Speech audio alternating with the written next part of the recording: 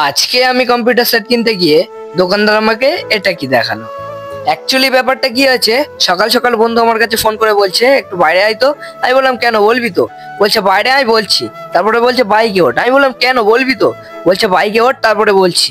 তারপরে আমাকে নিয়ে যাই বালাকা কম্পিউটারে পিসি বিল্ড করতে। তারপরে আমাকে বলছে আমি যেহেতু একটা কম্পিউটার সেট আপ করবো, তাই কোন প্রসেসর কোন মাদারবোর্ড নিলে একটু ভালো হয় সেটা আমাকে একটু বল। আমিও বললাম এই প্রসেসর এই মাদারবোর্ড নিলে আর কি ভালো হয়। ও সেই মতো নিল। তারপরে আমরা একটা ছোট্টখাটো পিসি বিল্ড করলাম।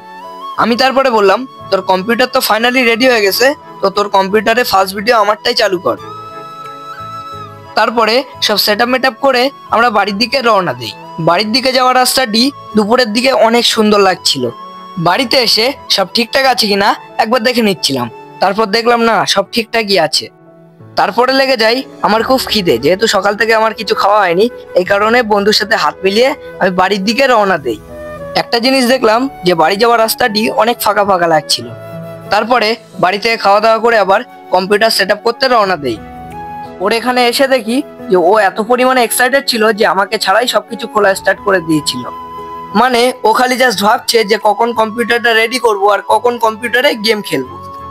তারপরে কম্পিউটারটা বক্স থেকে বার করে তারপর কম্পিউটারটা ফিটিং করছিলাম।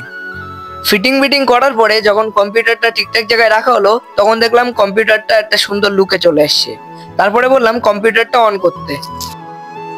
কম্পিউটারটা অন করা মাত্রই একটা খাতারনাক লুকে চলে এসেছিল। তারপরে আমাকে বললো ফ্রি ফায়ার ডাউনলোড করে দিতে।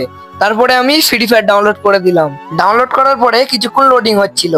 যখন ফ্রি ফায়ারটা অন করে দিলাম তখন বন্ধু সেই খুশি।